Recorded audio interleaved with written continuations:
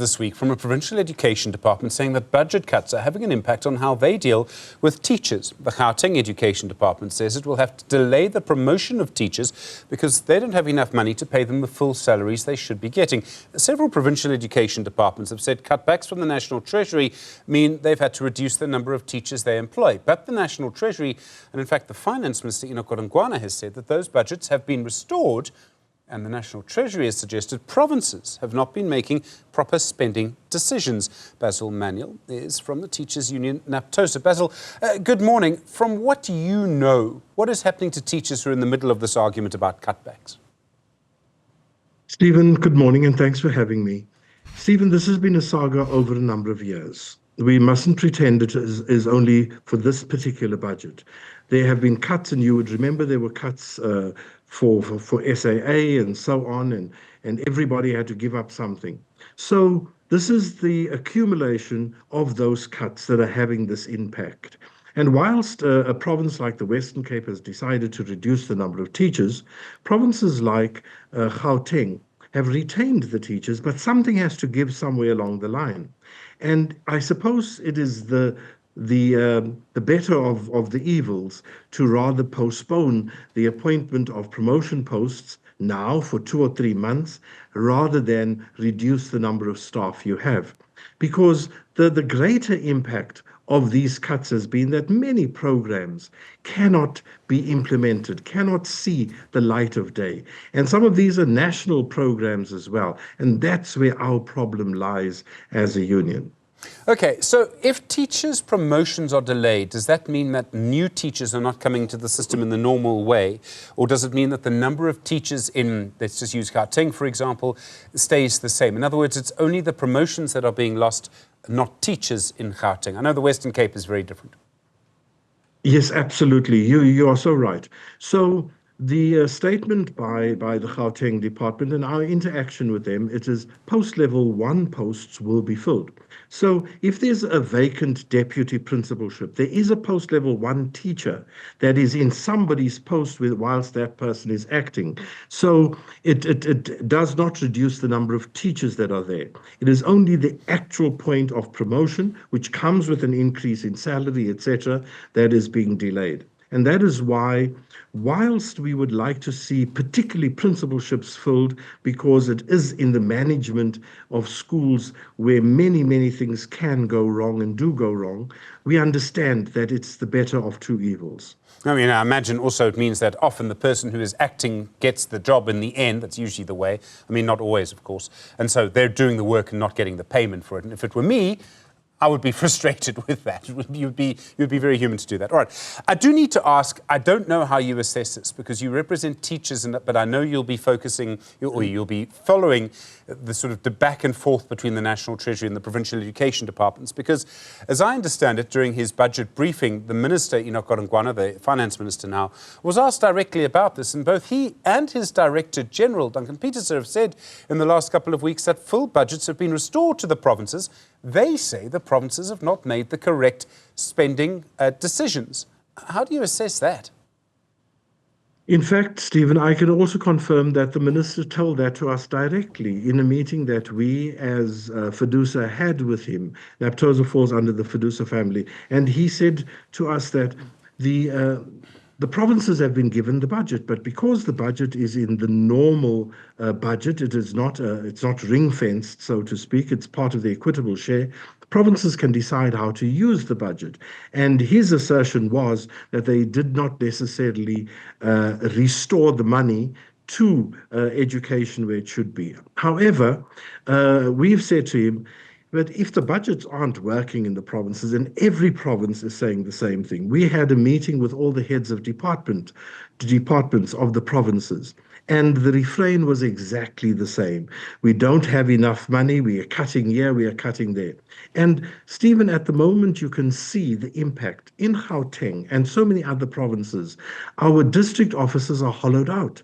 They have not made appointments there, rather preferring the appointments in our schools where we can't afford not to have people. But at the same time, the schools need the support from district offices. So it doesn't help us in the long run if the support structure for schools is being hollowed out. So, I mean, obviously this then has an impact on teaching in the end, in some way, shape or form. The National Treasury may say, no, we've restored the budget. But in fact, the teaching that children are getting already under difficult circumstances the circumstances just get worse. Stephen, it's that part. And secondly, when you talk about the changes that are necessary in the system, like the introduction of subjects, the new subjects, the coding and robotics, etc., there's no money for the resourcing that goes with that. And part of that resourcing is additional teachers. So as soon as you talk about not having enough money, all these type of things, the GC that we've spoken about for 15 years is not going to be implemented. We talk about special schools where they have programs that bring children to a matric equivalent but are not being certificated. Things like that are at a standstill. And these so-called pilot projects we've had to date are being extended because there is no money for full implementation. So it is not just about the teachers, it's about the quality of teaching and, of course, the quality of the entire system to move forward into the 21st century that is being held back at the moment. Look, government has to do many things, and we all understand why there were cutbacks in the first place. It was during the pandemic. The economy was in a difficult space. There are all sorts of reasons for that. And, I mean, perhaps, and I mean, people can debate this, but perhaps the only thing more important than education, than our country's future and our children, is probably the health department. I can't help but notice that despite the cutbacks to education and to health over the last few years, the VIP protection budget has still gone up. We have more deputy ministers, I suspect, than we need, and they probably each get 2 homes and, I imagine, still 2 generators. I don't want to get you into political territory. You're happy to go there if you like, Basil. But I suppose the question I'm asking is, do you think government is really making wise spending decisions? Stephen, we've lamented about that. And yes, whilst we're not party political, we are political by our nature.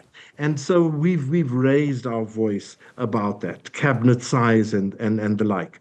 At the same time, we also tend to then look a little closer to education. And we are just worried that some of the spending patterns, even in education departments, even in government at large, it's not contributing to taking the country forward insofar as education priorities are concerned. We want to see ourselves moving out of the 20th century into the 21st to equip the very, very people that will be running the country tomorrow with the necessary skills. Our children leaving school must be more competitive. They must be able to compete in this new world that we all know is there. And if we don't do that from the outset as an education department, we fail the country. I mean, other countries had to cut back too during the pandemic. I don't know if others also made cutbacks in education or maybe restored them a little earlier. The point is that our children are paying a price for the pandemic. I mean, 20 or 30 years from now, they'll still be paying that price. And Stephen, the pandemic or the post-pandemic era has come with a lot of other demands. And one of those is the catch-up system, where we've had to put far more resources in to bring learners back to the place where they should have been. Now, there's very little recognition of the resourcing that goes with it. Everybody talks about the necessity to do it, but that necessity comes with other things.